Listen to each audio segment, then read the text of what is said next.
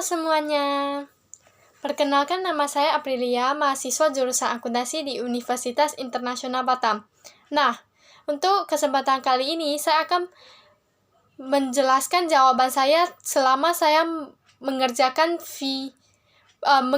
soal teori akuntansi pada saat ujian.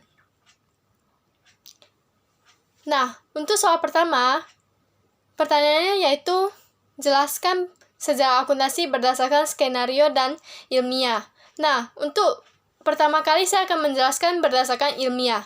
Dalam banyak sekali penelitian ilmiah yang menyatakan bahwa akuntansi itu pertama kali dikenal oleh seorang ahli bernama Luca Bartolomeo Spazioli yang dalam bukunya Summa de Arithmetica, Geometria Proportioni et Proportionalita. Nah, dalam buku ini menjelaskan akuntansi berpasangan. Kemudian akuntansi ini diterapkan di Italia dan semakin lama semakin berkembang luas di dunia barat. Sedangkan berdasarkan skenario, akuntansi ini sudah lama dikenal sejak manusia mengenal angka dan tulisan. Nah, terdapat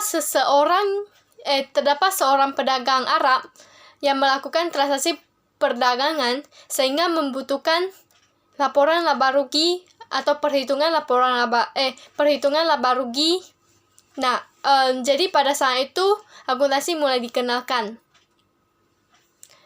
Kemudian untuk nomor kedua yaitu jelaskan perbedaan IFRS dan GAAP.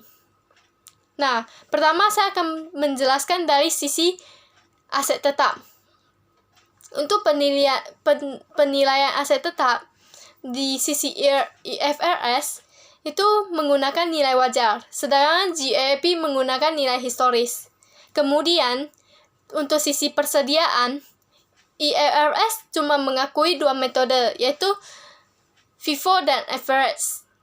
Sedangkan untuk GAAP mengakui 3 metode, yaitu FIFO, LIFO, dan average. Kemudian IFRS berfokus pada laporan posisi keuangan dan laporan laba rugi. Sedangkan untuk GAAP hanya fokus pada laporan laba rugi. IFRS berbasis prinsip, sedangkan GAAP berbasis aturan. Nah, untuk pertanyaan nomor 3, yaitu menanyakan strategi apa yang terdapat di akuntansi. Untuk yang pertama, pendekatan strategi evolusioner. Pendekatan ini menjelaskan penerapan standar secara tersendiri tanpa ada gangguan dari luar. Untuk yang kedua, standar transfer teknologi. Standar ini diakibatkan oleh perusahaan multinasional. Untuk yang ketiga yaitu standar akuntansi internasional. Pada standar ini diterapkan berdasarkan IASC, International Accounting Standard Committee. Untuk yang terakhir, yang keempat yaitu standar strategi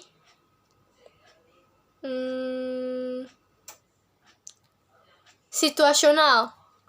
Nah, standar strategi situasional ini yaitu penerapan standar berdasarkan prinsip dan etika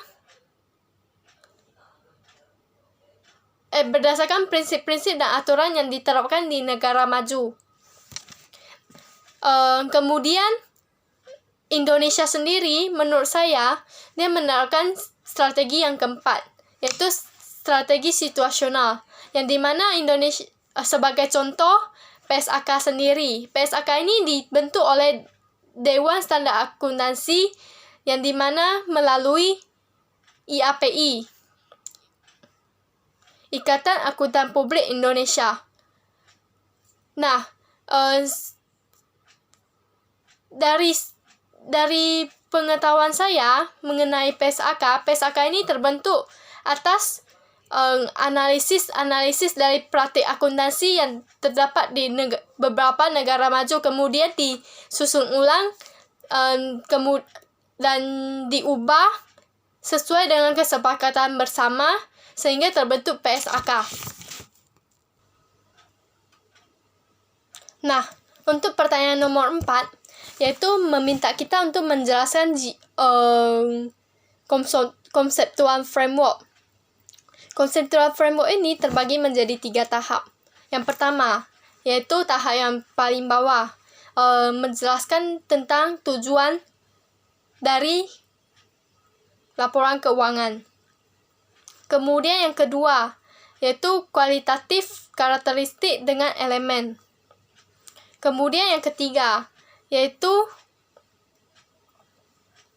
cost, constraint, principle, assumption. Nah, saya akan menjelaskan tahap pertama, yaitu tujuan laporan keuangan. Tujuan laporan keuangan menurut conceptual framework yaitu menyediakan informasi berkaitan dengan posisi keuangan yang kemudian akan berguna bagi pengguna. Dan sekarang untuk yang tahap kedua, yaitu elemen dan kualitatif karakteristik. Untuk elemen terbagi menjadi 5, yaitu aset, liabilities, equity, revenue, dan cost. Kemudian, sedangkan untuk yang kualitatif karakteristik terbagi menjadi 2. Quantitative qualities sama exchanging quality.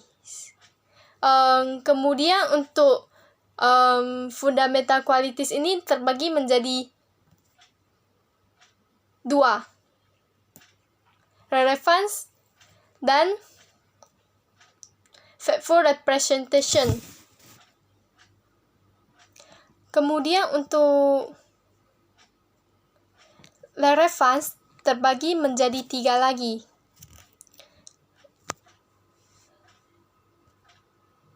Yaitu predictive value, confirmatory value, dan materiality. Sedangkan untuk yang kedua terbagi menjadi 3. Completeness, neutrality, dan free from error. Sedangkan untuk yang tahap kedua yaitu exchanging quality terbagi menjadi 4. Yaitu completeness, verification, timeliness, understandability. Nah, sekarang saya akan menjelaskan untuk tahap yang ketiga, yaitu assumption, principle, and constraint. Nah, untuk yang assumption ini terbagi menjadi 5. Yang pertama, yaitu ekonomi entity. Nah, ekonomi entity ini mempunyai arti bahwa tidak ada pencampuran antara milik pribadi dan milik perusahaan. Kemudian yang kedua yaitu going concern. Nah, untuk going concern ini menjelaskan bahwa perusahaan akan berdiri dalam waktu jangka panjang. Kemudian untuk yang ketiga yaitu monetary unit. Monetary unit ini memiliki arti bahwa dapat diukur berdasarkan mata uang asing. Dan selanjutnya yaitu periodicity. Periodicity ini memiliki arti bahwa dicatat berdasarkan periode. Kemudian yang terakhir yaitu accrual. Accrual ini menjelaskan bahwa laporan keuangan ini mencatat berdasarkan terjadinya transaksi pada hari tersebut. Nah, kemudian untuk yang kedua yaitu prinsipal. Prinsipal ini terbagi menjadi 4, yaitu yang pertama measurement. Yang kedua, revenue recognition. Yang ketiga, cost recognition. Yang keempat, full disclosure. Sekarang saya akan menjelaskan yang pertama, yaitu measurement. Measurement ini memiliki arti bahwa pengakuan berdasarkan cost and fair value. Kemudian untuk yang kedua, yaitu revenue recognition, ini yaitu pengakuan pendapatan berdasarkan kejadian sekarang. Untuk yang ketiga, yaitu expense recognition. Expense recognition ini yaitu pengakuan biaya berdasarkan biaya yang terjadi sekarang. Kemudian yang keempat, yaitu full disclosure. Full disclosure ini memiliki arti bahwa hal yang bersangkutan dengan laporan yang diungkapkan. Hal yang bersangkutan dengan laporan yang diungkapkan. Kemudian untuk yang ketiga, yaitu constraint. Constraint ini cuma ada satu, yaitu cost. Cost ini yaitu biaya-biaya yang diperlukan pada saat ingin membuat laporan keuangan itu menjadi bagus. Contohnya seperti biaya audit. Nah, pertanyaan selanjutnya yaitu kenapa conceptual framework ini penting? Karena menurutku conceptual framework ini adalah yang paling dasar dalam membentuk sebuah standar. Dan jika tidak ada conceptual framework ini, maka sebuah standar itu tidak akan terbentuk. Nah, untuk yang pertanyaan nomor 5, menurut Anda, historical ini relevan atau tidak relevan? Menurut saya, historical value ini relevan. Mengapa? Karena jika adanya pengakuan historical value ini, akan adanya penyajian laporan keuangan secara fakta dan benar. Contohnya, pembelian fixed asset. Jika kita ingin membeli fixed asset, maka kita harus menggunakan biaya pada saat terjadinya atau dalam arti biaya historis.